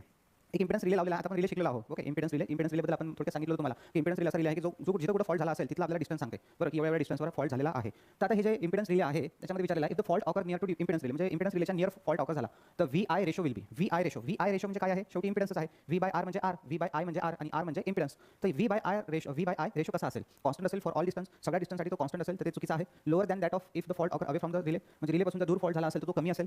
Higher than that of the fault occur away from the relay, रिलेपासून दूर झाला असेल तर हायर असते व्ही बाय आय आणि नन ऑफ द अबव. याचा आन्सर मी तुम्हाला समजून सांगतो. रिलेच्या पासून म्हणजे नियर द इम्पिडन्स रिलेच्या जवळ जर फॉल्ट झाला असेल तर त्यावेळेस लाईन करंट खूप जास्त राहतो, शॉर्ट सर्किट करंट खूप जास्त राहतो आणि शॉर्ट सर्किट करंट जर जास्त असला तर इम्पिडन्स कमी असतो त्या लाईनचा. त्यावेळेस इम्पिडन्स जो आहे तो कमी असतो. नॉर्मल इम्पिडन्सपेक्षा शॉर्ट सर्किटच्या वेळेस इम्पिडन्स कमी असतो कारण की शॉर्ट सर्किट करंट जो आहे तो जास्त असतो. त्याच्यामुळे आन्सर राहणार आहे ऑप्शन बी. लोअर राहतो. Lower than that of the fault occur away from the relay. रिलेच्या जवळ फॉल्ट झाल्याच्या नंतर तेव्हा तो कमी राहतो. त्यापेक्षा कमी म्हणजे नॉर्मलपेक्षा कमी. तर त्याचा आन्सर आहे ऑप्शन बी बरोबर. समजलं असेल तुम्हाला? करंट जास्त राहतो तर करंट जास्त राहिल्यामुळे इम्पिडन्स कमी राहतो. तर आन्सर आहे ऑप्शन बी बरोबर. त्याच्यानंतर आहे क्वेश्चन नंबर 7. तर आता पाठच करावं लागतं आपल्याला. The use of oil immerse reactor is generally restricted up to म्हणजे ऑइल इमर्स रिएक्टर. आता हे ऑइल इमर्स रिएक्टर काय आहे? ऑइल इमर्स रिएक्टर म्हणजे जसे कॅपॅसिटर्स असतात तसे मोठ्या कॉइल्स असतात, इंडक्टिव्ह कॉइल ज्या ऑइलमध्ये बुडून ठेवलेले असतात त्याला म्हणतो आपण ऑइल इमर्स रिएक्टर. आता हे oil immerse reactor generally restricted up to म्हणजे कुठपर्यंत वापरल्या जातात ते आपल्याला इथे विचारलेलं आहे. कुठपर्यंत वापरल्या जातात? जनरली रेस्ट्रिक्टेड अप टू कुठपर्यंत? तर 5 kV पर्यंत, 11 kV पर्यंत, 22 kV पर्यंत की 33 kV पर्यंत की normally no restrictions of voltage की साधारणतः व्होल्टेजचं कोणतेही रेस्ट्रिक्शन नाही असं यांनी इथं म्हटलेलं आहे. तर सांगा पटकन आन्सर तुम्हाला माहिती असेल तर, अदरवाईज मग मी सांगतो. पटपट सांगा. ओके, 7चा आन्सर येत आहे माझ्याकडे ई. तर 7चा आन्सर ई अगदी बरोबर आहे. या रिएक्टरच्या बाबतीत ऑइल इमर्स रिएक्टर जे आहे याच्या बाबतीत व्होल्टेजचं कोणतेही रेस्ट्रिक्शन नाही. तुम्ही कितीही व्होल्टेजपर्यंत हे वापरू शकता. किती म्हणजे जेवढ्या ट्रान्समिशन लाईनचे व्होल्टेज आहे तेवढ्यापर्यंत हे वापरू शकता. आता हे तुम्ही जर पाहिले नसेल तर मी तुम्हाला फोटो दाखवतो. पहा, इथे तुम्हाला ट्रान्सफॉर्मर टँक सारखे ट्रान्सफॉर्मर टँक दिसून राहिला म्हणजे पुरा ट्रान्सफॉर्मर दिसून राहिला आहे तुम्हाला बरोबर की असं वाटतं की हा ट्रान्सफॉर्मर आहेच ट्रान्सफॉर्मर दिसतो तुम्हाला. पण या ट्रान्सफॉर्मरच्या आतमध्ये जे लावलेले आहे ते आहेत कॉइल्स. ओके, रिएक्टर्स कॉइल जे ऑइल इमर्स आहे म्हणजे ऑइलमधून बुडून ठेवलेले आहे आणि त्या ऑइलला थंड ठेवण्यासाठी याला हे रेडिएटर फिन्स पण लावलेले आहे. याच्यावर कन्झर्वेटर टँक नाही म्हणजे कन्स्ट्रक्शन जे आहे ते सेम ट्रान्सफॉर्मर सारखंच राहते पण जनरली वापरत नाही हे ऑइल इमर्स सबस्टेशनला. तर हे जे आहे रिएक्टिव्ह पॉवरला कंट्रोल करण्यासाठी आपण हे शंट रिएक्टर वापरतो. शंट रिएक्टर म्हणजे असे पॅरलमध्ये लावले जाते. तर 8 नंबरचा क्वेश्चन आहे surge modifier are use to. आता हे सर्ज मॉडिफायर काय आहे? सर्ज मॉडिफायर तर काहीच नाही आहे. यांनी काय केलं माहिती फक्त आपल्याला शब्दामध्ये घुमवलेलं आहे की सर्ज मॉडिफायर. सर्ज मॉडिफायर म्हणजे काही नवीन गोष्ट नाही आहे. सर्ज मॉडिफायर म्हणजे ते सर्ज आपला अरेस्टर, सर्ज अरेस्टर किंवा त्याला आपण म्हणतो लाइटिंग अरेस्टर. तर surge arrester are use to कशासाठी वापरला जातो? Modify the shape of wavefront म्हणजे सगळ्यात पहिले जो लाइटिंग स्ट्रोक लाईनवर पडतो त्याच्यात जी सगळ्यात पहिली वेवफ्रॉम असते जी काही असेल तर त्याचा जो वेवफ्रॉमची जी इंटेन्सिटी राहते तीव्रता राहते ती कमी करण्यासाठी आपण ते कमी करणे सुद्धा लाइटिंग अरेस्टरचं किंवा मग सर्ज ॲब्झॉर्बर त्याला म्हणतो आपण किंवा सर्ज मॉडिफायरचं वर्क आहे. तर modify the shape of the waveform ते आन्सर नाही आहे त्याचं. Reduce the stiffness of wavefront, reduce the current of the wavefront आणि reduce the voltage of wavefront. Wavefront म्हणजे जी पहिली वेव पडेल त्याच्यातलं जे व्होल्टेज असेल करंट असेल त्याला रिड्यूस करणे असं म्हणतो येतो. आणि स्टिफनेस म्हणजे मॅग्निट्यूड कमी करणे तर करंटला कमी करणे. ॲक्च्युअली इथे आन्सर जेणेकरून आपले जे इक्विपमेंट्स आहे ट्रान्समिशन लाईनवर लावलेले ते डॅमेज नाही झाले पाहिजे. त्याचा आन्सर जे आहे ते ऑप्शन बी बरोबर आहे. Reduce the stiffness of wavefront म्हणजे तुम्हाला लक्षात ठेवावं लागेल. स्टिफनेस ऑफ वेवफ्रंट म्हणजे जे पहिली वेव पडते त्याच्यातलं जे स्टिफनेस आहे ते कमी करण्यासाठी हे सर्ज मॉडिफायर किंवा सर्ज ॲब्झॉर्बर किंवा लाइटिंग अरेस्टर वापरल्या जातात. म्हणजे ते मल्टिपल ऑप्शन काम आहे त्यांचे. आन्सर आहे बी. नेक्स्ट क्वेश्चन आहे आपल्याकडे 9 नंबरचा. The positive sequence impedance of a transmission line is. The positive sequence impedance of a transmission. आता पॉझिटिव्ह सिक्वेन्स इम्पिडन्स काय आहे आणि निगेटिव्ह सिक्वेन्स इम्पिडन्स काय आहे जास्त मी डिस्क्राइब सांगणार नाही पण पॉझिटिव्ह सिक्वेन्स ओके आणि निगेटिव्ह सिक्वेन्स आणि एक असतो झिरो सिक्वेन्स. निगेटिव्ह सिक्वेन्स तर positive sequence current, negative sequence current आणि एक झिरो सिक्वेन्स करंट. तर या पॉझिटिव्ह सिक्वेन्स करंटसाठी जो इम्पिडन्स ऑफर होईल त्याला म्हणणार आपण पॉझिटिव्ह सिक्वेन्स इम्पिडन्स. निगेटिव्ह करंटसाठी निगेटिव्ह सिक्वेन्स करंटसाठी जो इम्पिडन्स ऑफर होणार म्हणजे असणार त्यासाठी निगेटिव्ह इम्पिडन्स आणि एक असतो झिरो इम्पिडन्स. तर झिरो सिक्वेन्स करंट, तर झिरो सिक्वेन्स करंट. तर ॲक्च्युअली याच्यामध्ये काय असते? याच्यामध्ये जो फेज सिक्वेन्स असतो तो आर वाय बी असेल तर याच्यामध्ये आर बी वाय असेल आणि याच्यामध्ये जो आहे ते इन फेज राहते. इन फेज तिन्ही फेज जे आहे ते इन फेज राहते. हे सगळा आयडिया स्टडी आहे जो पूर्ण इंजिनिअरिंग लेवलला आहे. आपल्याला याच्यात काही नाही आहे. जस्ट थोडक्यात तुम्हाला समजून सांगता येईल असं मी सांगितलं आहे. Positive sequence current, negative sequence current, zero sequence current, R Y B हे तीनही इन फेज. यांच्यामध्ये जे आहे ते 120 डिग्रीचा फेज डिस्प्लेसमेंट यांच्यामध्ये सुद्धा 120 डिग्रीचा फेज डिस्प्लेसमेंट असतो. तर इथे यांनी विचारलेलं आहे आपल्याला की पॉझिटिव्ह सिक्वेन्स इम्पिडन्स जो आहे positive sequence impedance of a transmission line is. तर ट्रान्समिशन लाईनचा जो पॉझिटिव्ह सिक्वेन्स इम्पिडन्स असतो तो कसा असतो? 3 times the negative sequence current, 3 times the negative sequence current equal to negative sequence current. Negative सिक्वेन्सच्या इक्वल असते 1/3 of the negative sequence current always zero आणि नन ऑफ द अबव. असे काही answers आपल्याला दिलेले आहे याच्यातलं. ठीक आहे, याचा आन्सर तुम्ही सांगा पटकन. बाकी तुम्ही पाठ म्हणजे तुम्ही क्वेश्चन्स वाचला असेल याच्या आधी तर आन्सर सांगा. अदरवाईज अंदाजे देऊन काही फायदा नाही आहे. तुम्ही याच्या अगोदर क्वेश्चन्स वाचला असेल तुम्ही त्याचा आन्सर आरामात देऊ शकता. ठीक आहे, क्वेश्चन नंबर 9 पटपट द्या. ठीक आहे, क्वेश्चन नंबर 9चा आन्सर येते माझ्याकडे बी. क्वेश्चन वाचला असेल तुम्ही तर तुम्हाला आन्सर आठवेल. कारण की अशा क्वेश्चनला तुम्हाला पाठच करावं लागेल. काही हे नाही आहे म्हणजे सो कन्सेप्ट थोडक्यातच आपल्याला समजा आपण आयटीचे विद्यार्थी आहे. आयटी कुठं, पॉलिटिक्स कुठं, इंजिनिअरिंग कुठं आणि मग इंजिनिअरिंगमध्ये अजून ॲडव्हान्स सिलेबस तर खूप म्हणजे हाय लेवलचा स्टडी आहे तो. आता त्याच्या लेवलचे प्रश्न आपल्याला विचारला जाणार नाही आहे एक्झाममध्ये. तर असा प्रश्न आपण एक्सपेक्ट नाही करत पेपरमध्ये आयटीवाल्यांना विचारण्यासाठी, कारण की हे पॉझिटिव्ह सिक्वेन्स निगेटिव्ह सिक्वेन्स आपल्या आयटीमध्ये नाही आहे. पण आता हा आरके राजपूरमध्ये क्वेश्चन आहे आणि सुदैवाने आपल्या एमसीक्यूमध्ये पण येऊन गेला. एक आपल्याला डाऊट आहे की सर हा क्वेश्चन काय आहे म्हणून आपण त्याला पाहत आहे. त्याचा आन्सर आहे ऑप्शन बी बरोबर, इक्वल टू निगेटिव्ह सिक्वेन्स. कारण जेवढा पॉझिटिव्हचा इम्पिडन्स असेल तेवढाच निगेटिव्हचा. इथं फक्त फेस सिक्वेन्स बदलला आहे. इथं फेस सिक्वेन्स आर बाय बी होता, इथं आर बी वाय झाला. त्याच्यामुळे इम्पिडन्स तेवढाच राहणार म्हणून मग equal to negative sequence current जो आहे त्याचा तेवढाच राहणार. तर म्हणून आन्सरमध्ये बदल होणार नाही. ऑप्शन बी जे आहे ते राईट आहे. ठीक आहे, गुड. बाकी ऑलमोस्ट 5-6 जणांनी दिलेला आहे आन्सर बरोबर. 4-3-4 जणांनी दिलेला आहे. 10 नंबरचा question. Which fuse material is more susceptible to oxidation as compare to remaining. म्हणजे दिलेल्या ऑप्शनपैकी कोणावर ऑक्सिडेशनचा प्रभाव जास्त होणार. ऑक्सिडेशन म्हणजे ऑक्सिजनमुळे जो काळपट थर जमा होतो आपल्या कंडक्टरवर त्याला म्हणतो आपण ऑक्सिडेशन. तर ते ऑक्सिडेशन सिल्वरवर जास्त होणार की कॉपरवर जास्त होणार की टीन अँड लीड अलॉयवर जास्त होणार असं आपल्याला इथं विचारलेलं आहे. पटकन आन्सर सांगा, त्याचं आपण कन्फर्म करून घेऊया तुमचं उत्तर. जे थिओरिटिकल क्वेश्चन आहे सोपे त्याचं तुम्ही उत्तर द्यायलाच पाहिजे. जे ठीक आहे कठीण आहे त्याचा काही विषय नाही आहे. माहीत असेल तर द्या आन्सर, अदरवाईज मग मी सांगतो तुम्हाला काय आन्सर आहे. ओके, तर आन्सर तुमचा अगदी बरोबर आहे, ऑप्शन बी. ते दिलेले ऑप्शन जे आहे त्या दिलेल्या ऑप्शनमध्ये कॉपरला जास्त ऑक्सिडेशन होऊ शकते, सिल्वरला होणारच नाही आणि टीन अँड अलॉयला सुद्धा होणार नाही. तर कॉपरचे कंडक्टर काळे पडतात काही वर्षांना, बरं एकदम लवकर नाही, काही वर्षांना, कारण कॉपरवर ऑक्सिडेशनचा परिणाम होतो. ते आन्सर आपल्याला डायरेक्ट रट्टा मारून ठेवायचा आहे, तर काही विशेष नाही आहे. त्यानंतर 11 नंबरचा question. On which of the following routine test are conducted. Routine test म्हणजे खालीपैकी नियमित चाचण्या. रुटीन टेस्ट म्हणजे दररोज कोणती टेस्ट घेतली जाते, कोणाची टेस्ट चेक केली जाते. On which of the following routine test are conducted. पुढीलपैकी कशावर रुटीन टेस्ट चेक केल्या जाते. ऑइल सर्किट ब्रेकरची रुटीन टेस्ट केली जाते की एअर ब्लास्टची केली जाते की मिनिमम ऑइल सर्किट ब्रेकरची केली जाते की ऑल ऑफ द अबवची केली जाते. आता पहा, हे सगळे तिन्ही जे ऑप्शन दिले आहे हे सगळे सर्किट ब्रेकर आहे जे सबस्टेशनला लावले जातात. जर ऑइल कमी असेल तर ते आपल्याला नियमित ऑइल त्याचं चेक करावं लागेल. जर ऑइल नसेल तर ते आग बरोबर विझणार नाही, कॉन्टॅक्ट आपले बर्न होण्याची सुद्धा शक्यता आहे. म्हणून ऑइल सर्किट ब्रेकरच्या बाबतीत तुम्हाला ऑइल लेवल चेक करणं गरजेचे आहे. एअर ब्लास्टमध्ये हवा आहे की नाही आहे, हवेचा दाब सफिशियंट आहे की नाही आहे हे सुद्धा तुम्हाला रोज चेक करणं गरजेचं आहे. आणि मिनिमम ऑइल सर्किट ब्रेकर, तर मिनिमम ऑइल सर्किट ब्रेकरमध्ये सुद्धा ऑइल आहे की नाही आहे ते सुद्धा तुम्हाला चेक करावं लागते. तर तिन्ही याच्यावर तुम्हाला जी रुटीन टेस्ट आहे ती फॉलो करावी लागते. त्याच्यामुळे आन्सर राहणार आहे ऑल ऑफ द अबव. तुमचा आन्सर 11 नंबरवाल्यांचा डी अगदी बरोबर आहे. Very good. आता सगळ्यात जास्तीत विद्यार्थ्यांनी आन्सर दिलेला आहे 11 नंबरचा, तर आन्सर डी बरोबर आहे.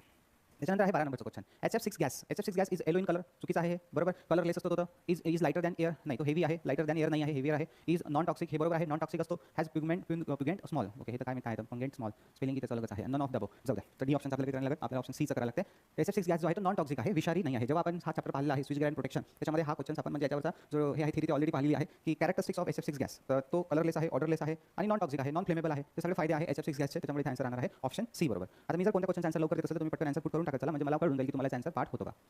13 नंबरचा क्वेश्चन काय म्हणतो आहे, the arcing contact in circuit breaker are made up of. Arcing contact जे असतात ते कशापासून बनलेले असतात, ठीक आहे, सर्किट ब्रेकरमध्ये. तर आर्सिंग कॉन्टॅक्ट म्हणजे ज्या दोन जे मेन कॉन्टॅक्ट असतात त्याच्यामध्ये समजा आपली जी आहे ती आर्क तयार होते आणि ती अशी पसरत जाते. तर असे जे आहे आर्सिंग कॉन्टॅक्ट कशापासून बनलेले असतात, तर कॉपर टंगस्टन अलॉय, पोर्सिलिन पासून कसे बनलेले असतील, तर ऑप्शन बी चुकीचा आहे, इलेक्ट्रोलिटिक कॉपर ॲल्युमिनियम अलॉय. ठीक आहे, चला द्या पटकन आन्सर, अदरवाईज मी सांगतो पटकन. 13चा आन्सर आलं पण आहे माझ्याकडे. तुम्ही जर 2 वेळेस चांगली रिव्हिजन केली असेल तर तुम्हाला क्वेश्चन पाहता बरोबरच आन्सर माहिती होऊन जाते की अरे नाही या क्वेश्चनचं आन्सर हे डेफिनेटली आहे. आणि जे थ्योरेटिकल क्वेश्चन आहे त्याची तर थेरी पाठ करून ठेवाच लागेल, त्याच्यात काही विशेष नाही आहे. आन्सर आहे त्यातलं ए नंबरचं, कॉपर टंगस्टन अलॉय म्हणजे कॉपर प्लस टंगस्टनचं अलॉय म्हणजे मिक्सचर, याच्यापासून आपण ते आर्सिंग कॉन्टॅक्ट बनवलेले असतात सर्किट ब्रेकरचे, असं तिथं म्हणणं आहे. नेक्स्ट क्वेश्चन आहे आपल्याकडे 14 नंबरचा. Fault diverter are basically. Fault diverter जे असतात ते बेसिकली कसे असतात, फ्युजेस असतात, रिले असतात, फास्ट स्विचेस असतात की सर्किट ब्रेकर्स असतात. हा एक थ्योरेटिकल क्वेश्चन आहे ज्याचा आन्सर आपल्याला पाठ पाहिजे. चला सांगा पटकन. Fault diverters are basically fuses, relay, fast switches, circuit breaker. फटाफट नसेल माहिती मग मी सांगतो.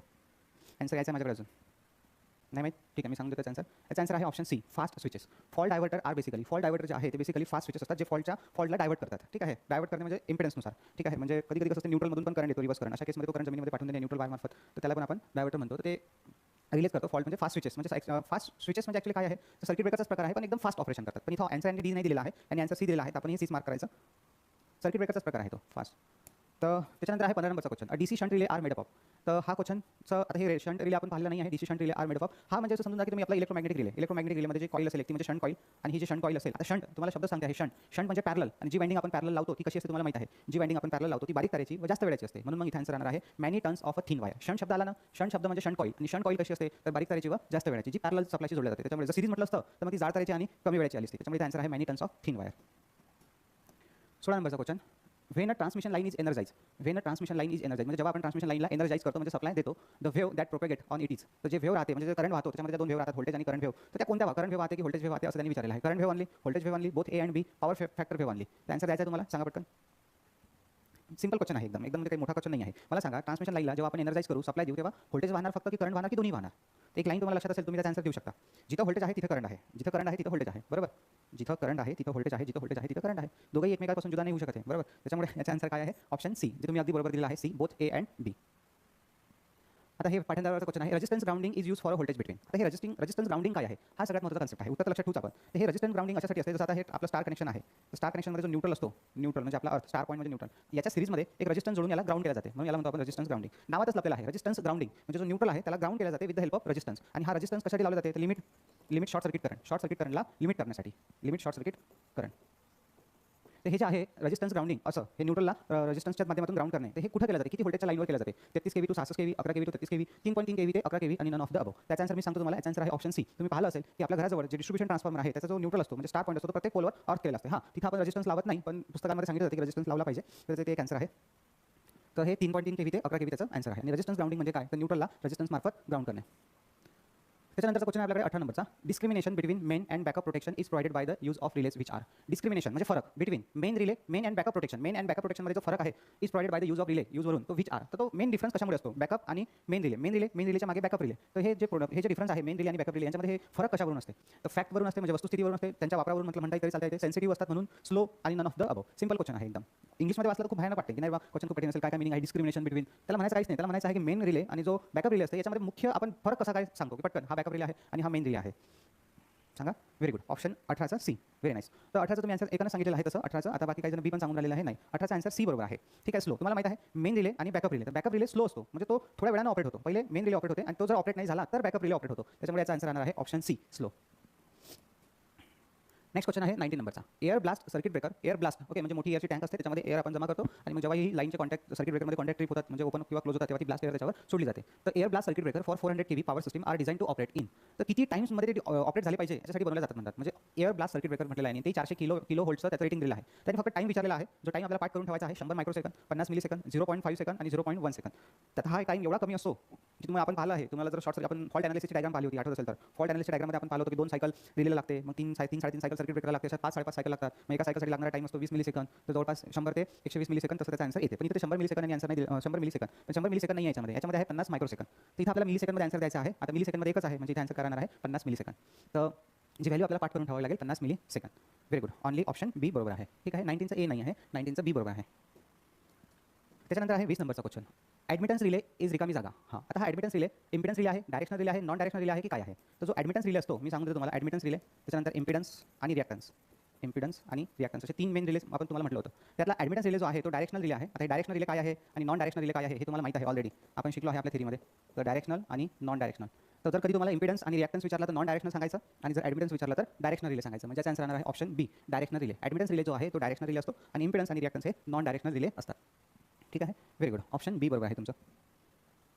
त्याच्यानंतर आहे option question number 21, the steady state stability. Steady state स्टॅबिलिटीचा अर्थ काय असते. स्टेडी स्टेट स्टॅबिलिटी म्हणजे जी ट्रान्समिशन सिस्टम असते, आपली ट्रान्समिशन लाईनमधून जी पॉवर जात असते, ती पॉवर व्यवस्थित वाहत राहणे म्हणजे काही without problem, without any abnormal condition, त्याला म्हणतो आपण स्टेडी स्टेट स्टॅबिलिटी. आपली गाडी व्यवस्थित चालू आहे, व्यवस्थित ब्रेक आहे, व्यवस्थित क्लच आहे, म्हणजे आपली गाडी नॉर्मल आहे, व्यवस्थित चालू आहे, स्टॅबिलिटी आहे. काही बिघाड आला समजा तर काही गाडी करते नाटक, कधी चालूच होत नाही, तर कधी मग पेट्रोल जास्त खाते किंवा कधी आवाज करते, तर ॲबनॉर्मल कंडिशन. तसंच ट्रान्समिशन लाईनचंही आहे. ट्रान्समिशन लाईनमध्ये व्यवस्थित पॉवर ट्रान्सफर होऊन राहिली आहे म्हणजे स्टॅबिलिटी आहे. जर काही फॉल्ट झाला असेल, मधात कुठं कंडक्टर तुटला असेल, कुठं रिॲक्टिव्ह पॉवर कमी जास्त झाली असेल किंवा कुठं पॉवर फॅक्टर कमी झाला असेल, असे भरपूर सारे कारण होऊ शकते ज्याने स्टॅबिलिटी जाऊ शकते, म्हणजे आपली पॉवर ट्रान्सफर जे आहे त्याच्यामध्ये बदल होऊ शकतो. तर इथं तेच म्हटलेलं आहे की स्टेडी स्टेट स्टॅबिलिटी म्हणजे स्टेडी स्टेट स्थिरपणे ट्रान्समिशन लाईन व्यवस्थित काम करत आहे. तर steady state stability of the power system can be increase by, म्हणजे फॉल्ट झाल्यावर ही जी सिस्टम आहे ती ट्रान्झिएंटमध्ये जाऊन स्टॅबिलिटीमध्ये आली पाहिजे. म्हणजे थोड्या वेळपर्यंत जसं सर्किट ब्रेकर ओपन होईपर्यंत फॉल्ट असतो, एकदा सर्किट ब्रेकर ओपन झाले की मग तो लाईन ट्रिप होऊन जाते. अशा केसमध्ये पूर्ण सप्लाय बंद होऊन जातो जर एकच लाईन असेल तर. त्याच केसमध्ये जर 2 लाईन असतील अशा पॅरलल आणि एका लाईनवर जर फॉल्ट झाला असेल तर लगेच ती लाईन बंद होणार आणि लोड जो आहे तो बाजूच्या लाईनवर शिफ्ट होणार काही प्रमाणामध्ये. तर म्हणून मग असे 2 लाईन जर असेल तर स्टॅबिलिटी जास्त राहते. तिथं connecting lines in parallel, connecting line जर पॅरलल असेल तर स्टॅबिलिटी जास्त असते. तर इथे तेच विचारलेलं आहे, steady state stability of power system can be increase by. तर कशाने आपण इन्क्रीज करू शकतो, वाढवू शकतो. तर त्याचा आन्सर आहे option A, connecting the lines in parallel, connecting lines in series. चुकीचं आहे. Using machines of high impedance, reducing excitation of machine, चुकीचं आहे. त्याचा राईट आन्सर आहे ऑप्शन ए, 2 लाईन पॅरललमध्ये जोडून आपण स्टॅबिलिटी वाढवू शकतो. म्हणजे कदाचित एखादी लाईनमध्ये काही फॉल्ट झाला, दुसऱ्या लाईनवरून सप्लाय चालू राहतो, सिंक्रोनायझेशन मेंटेन राहते. आता अदरवाईज एकच लाईन आहे आणि ती लाईन कोलॅप्स झाली, अशा वेळेस मग जनरेटर जे आहे ते नो लोडेड होऊन जातात आणि जनरेटर नो लोडेड झाले तर मग त्याची पॉवर असते प्राइमरची, ती त्या जनरेटरची स्पीड वाढवून टाकते, मग ते प्रॉब्लेम होत राहतात पुढे. तर इथे आन्सर आहे ऑप्शन ए. त्याच्यानंतर आहे 22 नंबरचा क्वेश्चन आपल्यासमोर. क्वेश्चन नंबर आपल्याला, the inductive interference between power and communication line can be minimise by. Inductive interference म्हणजे तो चुंबकीय क्षेत्रामुळे जो इंटरफरन्स असतो, इंटरफरन्स म्हणजे चुंबकीय क्षेत्र एकमेक टावर लाईन जे आहे एसी लाईन म्हणजे पॉवर लाईन ज्याला म्हणू आपण, पॉवर लाईनचं जे चुंबकीय क्षेत्र असते ते कम्युनिकेशन लाईन करून कापलं जाते, त्याच्यामुळे कम्युनिकेशन लाईनवर प्रॉब्लेम होतो. तर आपण त्यासाठी मागे शिकलो होतो, ट्रान्सपोजिशन एक शब्द शिकलो होतो की जर तुम्हाला हे कम्युनिकेशन लाईनवर होणारा जो इंटरफरन्स आहे तो जर कमी करायचा असेल तर ट्रान्सपोजिशन करणे गरजेचे राहते ट्रान्समिशन लाईनचे. तर ट्रान्सपोजिशन काय आहे तुम्हाला माहिती आहे की आपण काही अंतराने फेज शिफ्ट करतो, आर वाय बी असेल तर मग नंतर सगळ्यात वरचं वाय, मग बी, मग आर, मग बी, त्याच्या पुढे अजून बी वाय आर अशा टाईपचे आपण त्याला फेजला खालीवर करतो. याला म्हणतात ट्रान्सपोजिशन, आणि या ट्रान्सपोजिशनमुळे कम्युनिकेशन लाईनवर होणारा इफेक्ट जो आहे तो कमी होते. आता हे एका लाईनमध्ये सांगणं शक्य नाही आहे की कसं कमी होते, त्यासाठी खूप मॅथमॅटिक्स राहतात. मॅथमॅटिक्स सॉल्व करून मग आपल्याला रिएक्टन्स वगैरे कॅल्क्युलेट करावं लागतं, तर कुठेतरी कळते की हा रिएक्टन्स ट्रान्सपोजिशनमुळे कमी झाला. म्हणून ते डायरेक्टली तुम्हाला सांगतो याचा answer transposition of the power line, transposition of the communication line, both A and B. आणि चौथा ऑप्शन आहे increasing the distance between conductor. कंडक्टरचा डिस्टन्स वाढून काही फरक नाही पडणार आहे. एक दोन लाईनमध्ये डिस्टन्स वाढवलं तर फरक पडेल, पण दोन कंडक्टरमध्ये नाही. इथे आन्सर आहे ऑप्शन सी बरोबर. एक तर तुम्ही पॉवर लाईनचं ट्रान्सपोजिशन करा, पोझिशन चेंज करा, किंवा मग तुम्ही कम्युनिकेशन लाईनचं ट्रान्सपोजिशन करा. दोन पैकी कशाचंही जर तुम्ही ट्रान्सपोजिशन केलं तर जो इंडक्टिव्ह इंटरफरन्स आहे between power and communication line त्याच्यामधला कमी होणार. सो आन्सर आहे ऑप्शन सी. ठीक आहे, व्हेरी गुड. ऑप्शन सी तुम्ही अगदी बरोबर दिलेला आहे, फक्त एकानं चुकलेला आहे, ज्याने आन्सर दिला आहे ए. आता एकानं चुकलं तर कोण चुकलं ते मला तुम्ही समजून घ्या, ज्याने ए आन्सर दिलेला आहे चुकलेला आहे. नंतर 23 नंबरचा question, the fuse wire in DC circuit is inserted in. Fuse wire DC सर्किटमध्ये कुठेही लावू शकतो आपण, जसं एसीमध्ये फेज वायरवरच लावलं जातं, पण डीसीवर तसं नाही आहे. निगेटिव्हही लावू शकतो आपण, पॉझिटिव्हही लावू शकतो. त्याच्यामुळे आन्सर आहे ऑप्शन सी, जे एकदम सिंपल आहे, म्हणून मी डायरेक्टली आन्सर दिलेला आहे. 24 नंबरचा question, the transient voltage that appear across the contact at the instant of arc extinction is called. तुम्हाला माहिती आहे आपण शिकलो होतो, जेव्हा सर्किट ब्रेकरचे कॉन्टॅक्ट ओपन होतात तेव्हा त्याच्या अक्रॉसमध्ये ट्रान्झिएंट व्होल्टेज म्हणजे काही क्षणापुरतं व्होल्टेज तयार होते, तर त्याला म्हणतो आपण ट्रान्झिएंट रिकव्हरी व्होल्टेज, TRV असं नाव लिहिलं आहे आपण. आठवत असेल तुम्हाला, तुमच्या याच्यामध्ये ग्राफ काढलेला आहे आपण असा, बरोबर, असा एक ग्राफ काढलेला आहे, त्याच्यामध्ये इथे लिहिलं होतं TRV, transient recovery voltage, transient restriking voltage. तर ट्रान्झिएंट रिस्ट्रायकिंग व्होल्टेज म्हणजे हे आन्सर आहे option C. Transient recovery voltage म्हणा त्याला, किंवा ट्रान्झिएंट रिस्ट्रायकिंग व्होल्टेज म्हणा, एकच आहे. तिथं काय म्हणतात त्यांनी त्याला विचारलं होतं, transient voltage that appear across the contact at the instant of arc extinction. Arc जेव्हा विजला जाते तेव्हा जे व्होल्टेज तयार होते त्याला तुम्ही ट्रान्झिएंट म्हणा, किंवा मग रिस्ट्रायकिंग म्हणा. ट्रान्झिएंट रिकव्हरी व्होल्टेज किंवा transient recovery voltage restriking. Answer आहे ऑप्शन सी. हे त्या ग्राफवरूनच आहे, जो ग्राफ आपण पाहिलेला आहे तो. मोस्ट ऑफ द क्वेश्चन थेरीमध्ये तुम्हाला पाहायला भेटतात. फक्त काही क्वेश्चन असतात जे 10-20% जे तुम्हाला आउट ऑफ सिलेबस त्याच्यामध्ये पाहायला भेटतील आर्किटेक्चरमध्ये. याचं रिझन काय आहे, कारण की काही प्रत्येक आपण इंजिनिअरिंग थोडी शिकलो आहे आपल्या आयटीला, आपण जस्ट फक्त आयटी आणि पॉलिटेक्निकचा सिलेबस शिकलो आहोत, बरोबर. त्याच्यामुळे सगळेच प्रश्न आपल्याला येतील आणि सगळ्याच प्रश्नाची उत्तर आपल्याला माहिती असेल अशी अपेक्षा आपण नाही करू शकत. त्याच्यामुळे हे आन्सर्स आपल्याला काही जणांच्या लक्षात ठेवावे लागतील. तर 25 नंबरचा क्वेश्चन आहे आपल्यासमोर, the rating of a circuit breaker is generally determined on the basis of. आता हे मी सांगितलं नाही आहे तुम्हाला कधीच की सर्किट ब्रेकरचं रेटिंग हे कशावरून डिटरमाइन केलं जाते. Rating of circuit breaker is generally determined. तर line to line fault current, symmetrical fault current. हा सिमेट्रिकल फॉल्ट करंट काय आहे हे तुम्हाला माहिती आहे, लाईन टू लाईन फॉल्ट काय आहे ते तुम्हाला माहिती आहे. सिंपल आहे, single line to ground fault हे तुम्हाला माहिती आहे, double line to ground fault म्हणजे एकंदरीत आपण फॉल्टचे दोन प्रकार मेन पाहिले होते, सिमेट्रिकल फॉल्ट आणि अनसिमेट्रिकल फॉल्ट. सिमेट्रिकल फॉल्टमध्ये मॅग्निट्यूड सारखी असते आणि जे फेजेस असतात ते आउट ऑफ द 120 डिग्री असतात, आणि अनसिमेट्रिकलमध्ये मॅग्निट्यूड वेगळी आणि फेज डिफरन्स पण वेगवेगळा राहतो. तर जेव्हा ही सर्किट ब्रेकरची रेटिंग ठरवायची असेल तेव्हा सिमेट्रिकल फॉल्ट करंटचाच विचार केला जातो. सिमेट्रिकल फॉल्ट म्हणजे जसं ट्रिपल एल फॉल्ट आहे तो वाला, ठीक आहे, किंवा मग डबल एल. तर इथं लाईन टू लाईन म्हटलं, पण ते लाईन टू लाईन सांगायचं तुम्हाला डायरेक्ट याच्यामध्ये हा लाईन टू लाईन याच्यातच येऊन जाते सिमेट्रिकल फॉल्ट करंटमध्ये. तर आन्सर आहे ऑप्शन बी बरोबर. सिमेट्रिकल फॉल्टवरूनच आपल्याला सांगितलं जातो की सर्किट ब्रेकरचं रेटिंग काय आहे. ठीक आहे, व्हेरी गुड. ऑप्शन बी बरोबर आहे तुमचं. मला तर वाटतं कधी तुम्ही पुस्तक घेऊनच उभे आहे, बस पुस्तक घेऊनच रेडी आहे, एवढं चांगलं तुमचं उत्तर राहतात, पटपट उत्तर येतात, आणि तुम्ही प्रामाणिकपणे उत्तर देत असेल तर खरंच तुमचं खूप चांगलं अभिनंदन. कारण की तुम्ही जे क्वेश्चन्स वाचलेले आहे त्याचं तुम्हाला स्मरण आहे, म्हणजे तुम्हाला त्याचे आन्सर्स माहिती आहे, हे खूप चांगली गोष्ट आहे. जेव्हा पेपरमध्ये असे क्वेश्चन दिसेल ना तेव्हा आपला कॉन्फिडन्स तसाच बूस्ट होऊन जातो की अरे नाही आपल्याला येते, थांब आपला पेपर निघाला तिथंच, बरोबर. तर हा कॉन्फिडन्स जे आहे ना ते एक रिव्हिजनच वाढतो. तर मी तिकडे काय तुमचे आन्सर्स आलेले पण असतात. तर 26 नंबरचा question, the pilot relay is provided to obtain. आता हा पायलट रिले जो असतो तो एक ऑक्झिलरी रिले असतो, म्हणजे मेन रिलेच्या सोबतच एक पायलट रिले लावलेला असतो. तर हा कशासाठी the pilot relay is provided to obtain, high speed tripping, जास्त स्पीडने ट्रिपिंग होण्यासाठी, डिले ट्रिपिंग, प्रेसेट ट्रिपिंग आणि नन ऑफ द अबव. याचा आन्सर मी तुम्हाला डायरेक्ट सांगून देतो, हाय स्पीड ट्रिपिंग, जे तुम्हाला पाठ करून ठेवावं लागेल, तसं तुम्ही आन्सर दिलंच असेल. हां, रिव्हिजन केल्यानं येऊन जातं सर.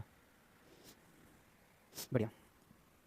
त्याच्यानंतर आहे आपल्याकडे 27 नंबरचा question, the over voltage surges in power system may be cause by. आता ओव्हर व्होल्टेज जे आहे, ओव्हर व्होल्टेज सर्जेस म्हणजे ट्रान्समिशन लाईनमध्ये जे व्होल्टेजमध्ये वाढ होते त्याचे कॉज काय आहे, त्याचे कारण काय आहे, रेझोनन्स, स्विचिंग, लाइटिंग आणि एनी ऑफ द अबव. याचा आन्सर तुम्ही सांगा, मग मी त्याचा आन्सर सांगतो आणि त्याचं एक्सप्लेनेशन पण देतो की काय एक्सप्लेनेशन आहे, तुम्ही दिलेला आन्सर चुकलेला आहे की बरोबर आहे, म्हणजे तुम्ही कोणत्या पॉईंटने विचार केला आहे. कधी कधी कसं असते आपल्याला काही थेरी उत्तरावरून पण लक्ष ठेवायची असते. अच्छा नाही सर, तुम्ही शिकवता असं की समजतं सर, धन्यवाद. नाही पण ज्या बाबतीत जसे जे काही क्वेश्चन्स आहे पाठांतरावरचे त्याच्यात तुम्ही आन्सर लक्षात ठेवलेलेच आहे व्यवस्थित.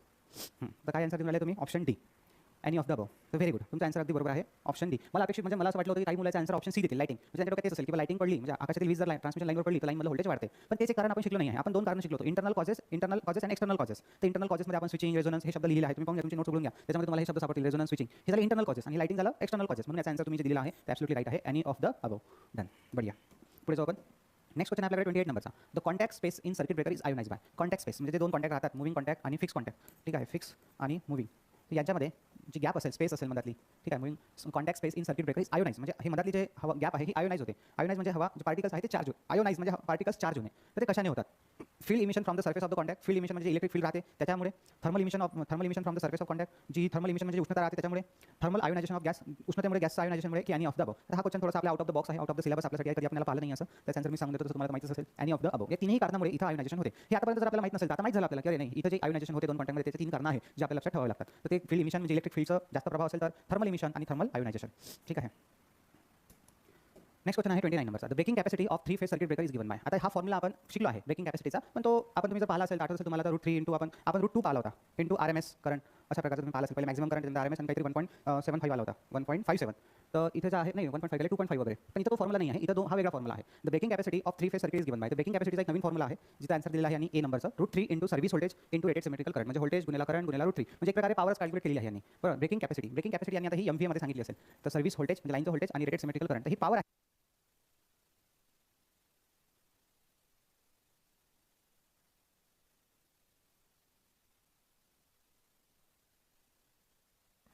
तर आपण जो फॉर्म्युला पाहिलेला आहे तो वेगळा आहे. तो होता ब्रेकिंग करंटसाठी. हा जो आहे ब्रेकिंग करंट नाही, हे ब्रेकिंग कॅपॅसिटी आहे जी MVA मध्ये असेल आणि ते काढायची जर असेल तर आपण पॉवरचा फॉर्म्युला असतो 3 √ 3 VL × IL बस तेच आहे. √3 सर्व्हिस व्होल्टेज गुणिले रेटेड सिमेट्रिकल करंट. तर सिंपल फॉर्म्युला आहे जो पॉवरच्या फॉर्म्युलावरून त्याला आपण लक्षात ठेवू शकतो. आणि नेक्स्ट क्वेश्चन आहे आपल्याकडे 30 नंबरचा. In a circuit breaker ionization is not facilitated by. Ionization होण्याचे कोणते कारण नाही आहे हे विचारलेलं आहे. कारण नाही. Ionization is not facilitated by. Circuit ब्रेकरमध्ये आयनीकरणद्वारे सुलभ केले जात नाही. Okay. Material of contact, increase of mean path, increase of field strength, high temperature of surrounding medium. याचे आन्सर थोडा आउट ऑफ द बॉक्स आहे. त्याचा आन्सर आहे option A, material of contact. तर सर्किट ब्रेकर आयोनायझेशन म्हणजे त्या दोन जे गॅप असेल आपल्या याच्यामधली मेन कॉन्टॅक्ट आणि फिक्स कॉन्टॅक्ट आणि मूविंग कॉन्टॅक्ट, त्याच्यामध्ये जे आयोनायझेशन आहे ते त्याच्यामध्ये आयोनायझेशनमध्ये या मटेरियल ऑफ कॉन्टॅक्टचा काही रोल नाही आहे. ठीक आहे. मटेरियल ऑफ कॉन्टॅक्टचा त्याच्यामध्ये काही रोल नाही आहे. सो बाकीचा मग रोल आहे increase of mean path, increase of field strength, त्याच्यानंतर high temperature of surrounding medium, हे सगळे त्याचे रिझन्स आहेत. ठीक आहे. डन. Next question. ओके. इथे आपल्याला 30 क्वेश्चन पाहिजे होते जे आपण पाहिलेले आहे. ठीक आहे. तर 30 क्वेश्चन होते जे बऱ्यापैकी चांगले निघाले आपल्याला. ठीक आहे. तर याच्या पुढचे जे चॅप्टर्स आहे तो आहे केबल्स आपला. तर केबलवरचे क्वेश्चन आपण पाहू उद्याच्या लेक्चरला. ठीक आहे. तर तुम्ही जे आता आपल्याला फक्त केबल्स आलेला आहे बरोबर. मग नंतर लागणार आपला इलेक्ट्रॉनिक्सचा पार्ट. इलेक्ट्रॉनिक्समध्ये जेवढे की कॅल्क्युलेशन्सवरचे क्वेश्चन असेल किंवा काही नवीन क्वेश्चन असेल ते आपल्याला पाहायचे आहे. मोस्ट ऑफ द आपल्याला नवीन क्वेश्चन इलेक्ट्रॉनिक्समध्ये भेटेल कारण की आपण इलेक्ट्रॉनिक्स जास्त डीपमध्ये नाही शिकलेलो आहोत. म्हणजे शिकलो आहोत आपण डीपमध्ये तसं नाही म्हणून माझं. पण जेवढं जसं इलेक्ट्रॉनिक्सवाले जेवढे डीपमध्ये शिकतात तेवढे डीपमध्ये आपल्याला असते. ठीक आहे. पण तरी आपण त्यातले मॅक्सिमम जे न्यूमेरिकल क्वेश्चन आहे किंवा जर आपल्या सिलेबस निगेटिव्ह क्वेश्चन आहे, ट्रिकी क्वेश्चन असेल, इम्पॉर्टंट क्वेश्चन असेल ते सर्व कव्हर करू. ठीक आहे. तर तुम्हाला आर्किटेक्चरमध्ये इलेक्ट्रॉनिक्सचा पार्ट नाही आहे. जो पार्ट आहे तो फक्त UPSCमध्येच आहे. तर UPSCमध्ये जे काही डाउट्स असेल तुमचे ते मला पाठवून देणे पटपट कारण की त्याच्यावर एकदा क्वेश्चन टाईप झाले की मग ते पण पार्ट आपण पटपट कंप्लीट करून घेऊ. ठीक आहे. सो इथे थांबतो आहे. बाकी उद्या भेटू.